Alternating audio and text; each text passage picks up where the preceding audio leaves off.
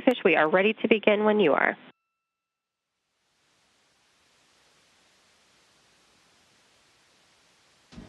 Ready to go. Ready to go on 2.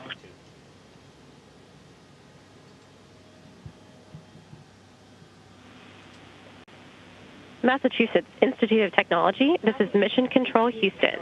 Please call station for a voice check. Station, this is Joyce Light, Department of Aeronautics and Astronautics at MIT, here with our students. Are you ready? Oh yeah, Joyce, I'm ready. Jack, I'm really speechless. Personally, I am so thrilled for you. I am so happy for our students here. I have been smiling ever since you got the mission, ever since you launched. You deserve all of the best things in the world. You are a special person. That's what happens to MIT students. They are special. And Jack is one of our best. And I could just go on, but I'll save that for later once you get back over drinks. I'll pay you when I get home. Oh, dear. Kids, the questioners, yo, folks, my people.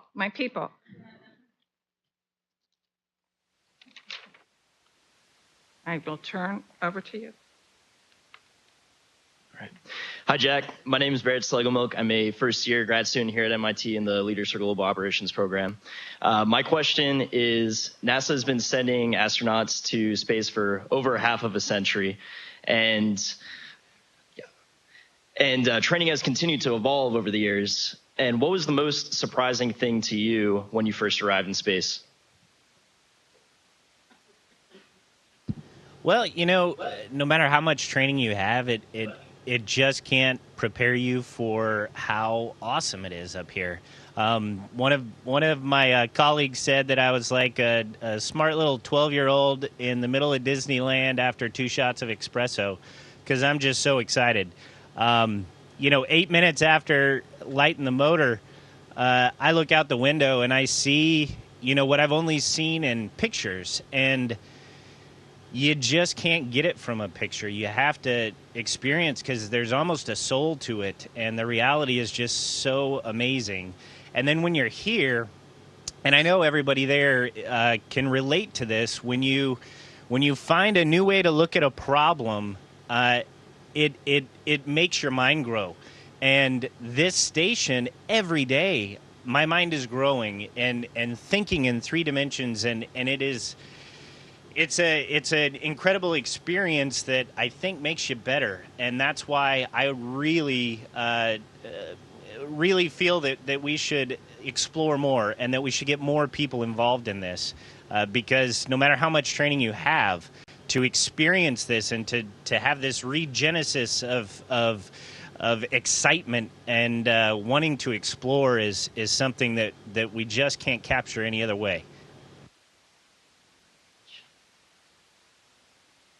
Hi, Jack. My name's Christine Chappelle, and I'm currently a sophomore in the Department of Aeroastro. And I was wondering, before you launched, what did you think the most important part of your training is? And now that you're up there, has that answer changed?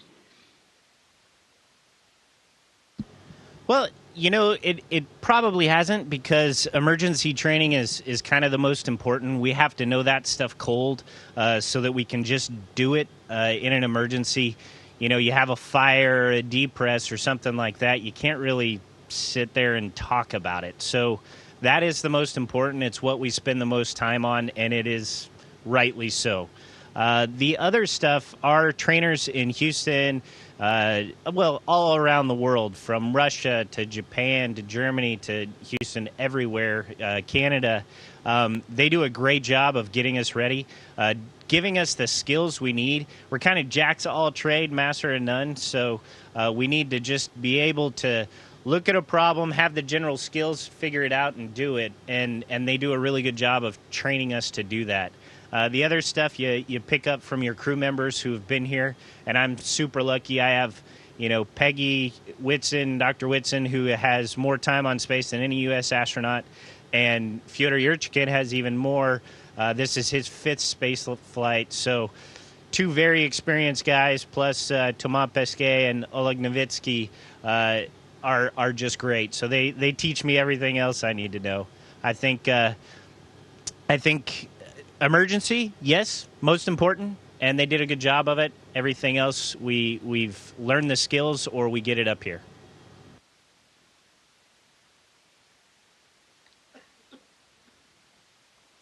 Dobre utra, Colonel Fischer. It's refreshing to see the scientific communities of the U.S. and Russia working so closely to maintain manned spaceflight at a time when other tensions between the countries are so heightened. What would you identify as some unexpected commonalities and differences you found between yourself and, say, Fyodor and Oleg? Well, you didn't say your name, but you should have, because I think that's John. And I've known John a while. I actually work for his dad down in Eglin. So hello, John Graham, and Dobre utra. Yes. Yes, I think that the International Space Station is the greatest example of international cooperation in the history of humanity, bar none. We had 15 countries come together and make an amazing international laboratory. Every day we're working together. We just had an emergency procedures drill that had people on all sorts of continents, all around the world, working together with us. It's just amazing, and it's every day. And being able to show the world and serve as an example of what you can do when you work together is really important to us. Fyodor and I have kind of an unofficial emblem for our mission that's modeled after Apollo-Soyuz, and looks just like the Apollo-Soyuz patch, but it's the saying is "Одна команда," so one team. And it's one team working together to accomplish great things. As far as differences and similarities, the similarities are the important things. So hard work, integrity, and a desire to explore, we all have that, or we wouldn't be here. And the other stuff, it's just not that important to our shared future. So we focus on what we have in common. We respect each other's cultures, and we try to dive into that and get to know and appreciate the goodness that everyone brings. But when it comes down to it, the most important stuff we share, those morals and values, and we can leverage that to work together and do great things. Thank you, sir. Sorry for screwing up rule number 1 of Air Force briefings. Hi, Jack. My name is Piper. I'm a junior in the aerospace department here. And in high school, my senior year, I had the remarkable opportunity to meet and talk with some astronauts. And it helped me realize my own calling as an engineer and choose to come study here at MIT. I was just curious, what do you think we can do to continue inspiring young people about aerospace and engage them in space exploration? The answer is all of us need to do it. A lot of times we're like, oh, well, NASA should have this program or this education outreach. Yeah, we should, but it's on all of us. You, me, people at NASA, people at MIT, we need to inspire those who follow us.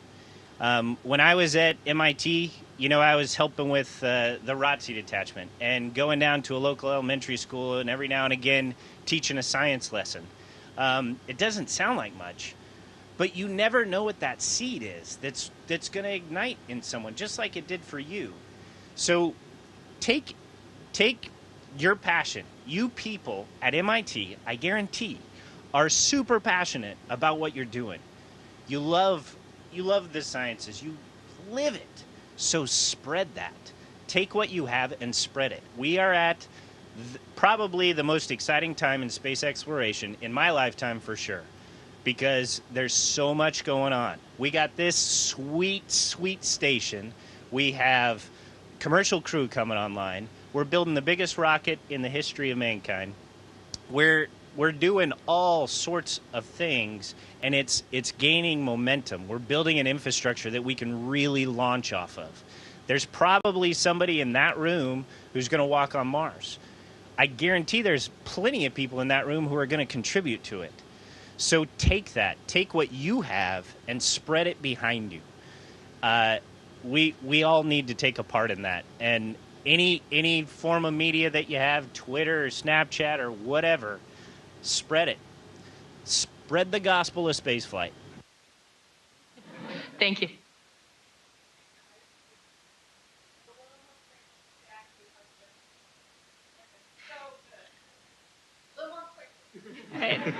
Hi, Jack. My name is Martina, and I'm a junior here. I was wondering, what are your interactions with the rest of your astronauts like in terms of seniority? Is there a hierarchy? And also, what percentage of your tasks are individual versus collaborative? That's a great question. It's not quite as regimented as what I was used to in the military, but it certainly is, especially in, we mentioned emergency situations. Peggy is our commander right now. She's the boss. So in those emergency situations, we need to follow what she's directing us to do because there's not time for a democracy. You just got to get it done. Here in a month or two, Fyodor will take over. He'll be the commander, and it's the same thing. And obviously, they have so much experience, that just makes sense. Other than that, you know, we're such a small crew, and we, in the USOS section, the three of us are together most of the day. The Russians are together most of the day. We come together for meals. You know, definitely spend a lot of time together. But as far as delineation between doing tasks on your own or together, we have a lot of individual tasks. We try to get them done and be efficient. And when we walk by and see somebody having I'm sorry, I said walk by. When we float by, because that's awesome. When we float by and we see they're having an issue, then we stop and help them. And then for the really big stuff, they actually schedule both of us or even three of us to work on the same item. So it just depends on what task you're doing. If it's a really big, complicated thing, there might be more than one person. But we try to work together as a team regardless and just get the job done. Thank you. Hi, Jack. I'm Logan Kleiss. I'm an undergraduate, class of 2019.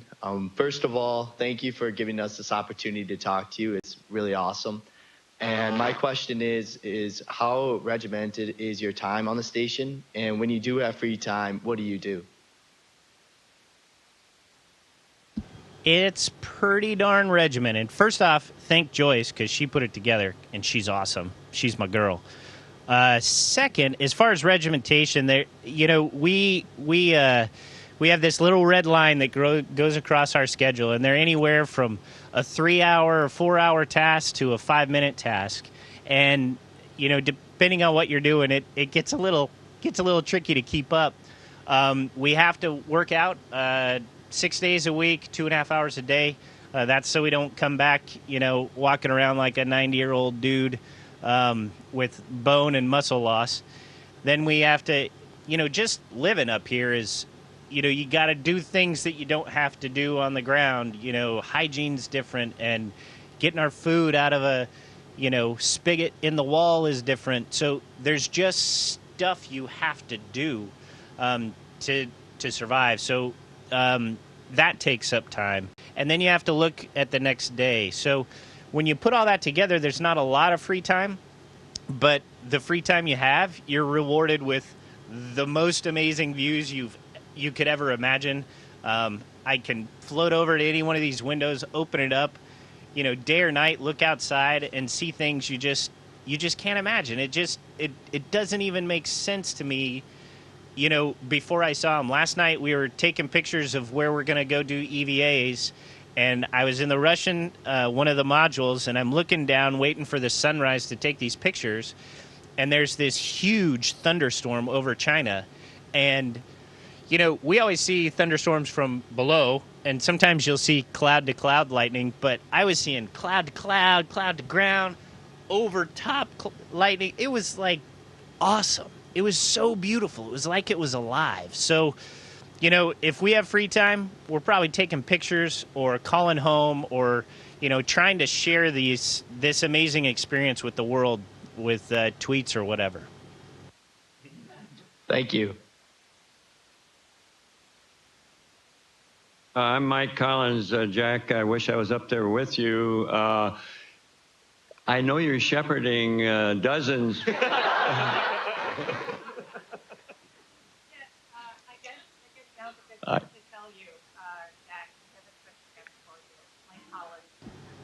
Is that the Mike Collins?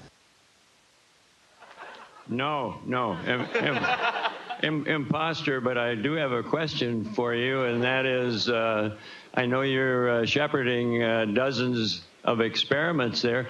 Which one is your favorite, or maybe better, which one do you think is most important? What's showing evidence of being able to improve our lives here on Earth?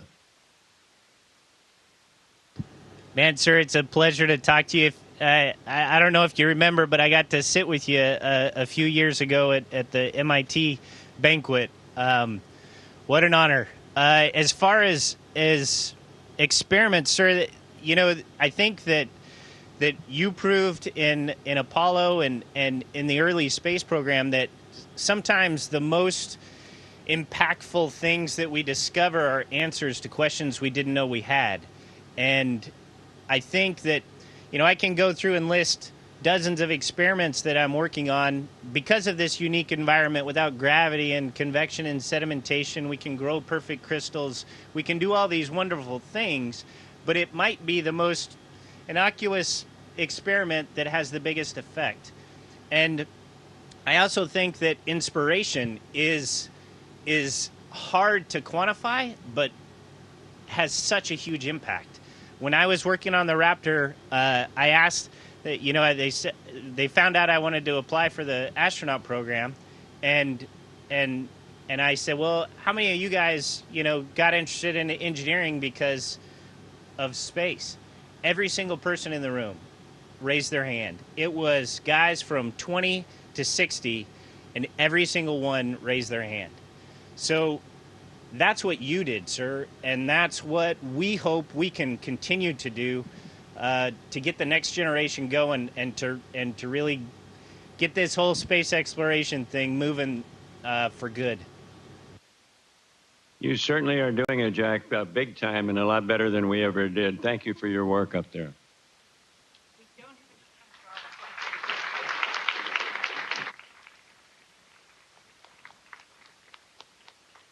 I know we're running out of time, so I'm going to try to be quick. But I'm Andrew Owens. I'm a PhD candidate here at MIT and did my undergrad at Rice University.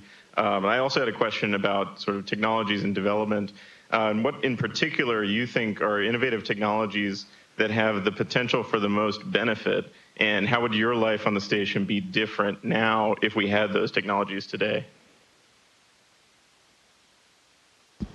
You know, I'm sorry, I'm probably talking too long for each question, and I want to get everybody through. As far as your question, up here in the space station is an evolution of technology. So we just keep updating it as we go. It's 15 years old, but we have some of the most modern equipment in the world. So it's not the biggest. It wouldn't have the biggest impact. The biggest impacts for us are the efficiency that we see coming with the commercial providers making space more accessible.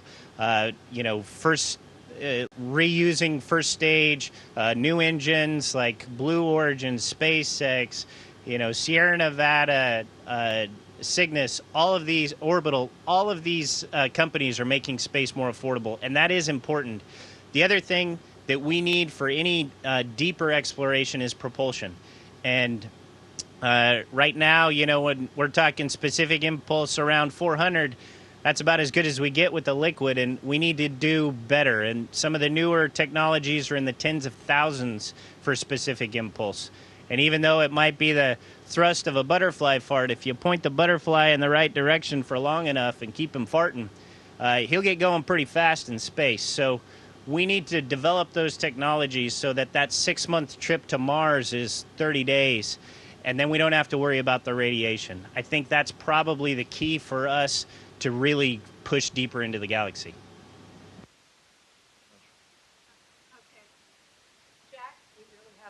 Too long. I love you. Everybody who didn't get to ask a question, you're using my time. Say your name. Say, Jack, we're going to do this again.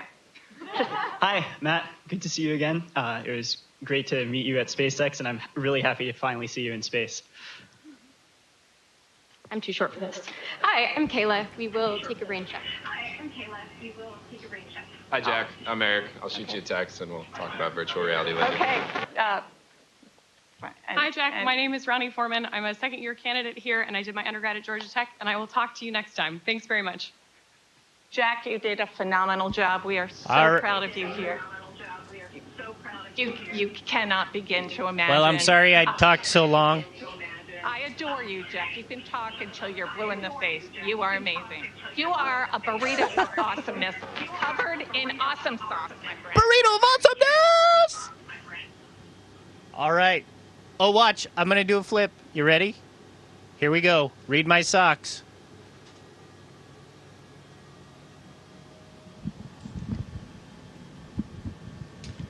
Did you read them? One more time, slower. One more time, slower. Oh. My wife gave me these.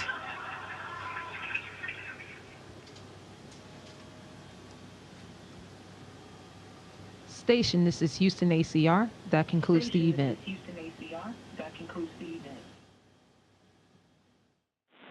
Thank you to all the participants and guests from Massachusetts Institute of Technology. Station, we are now resuming operational audio communication.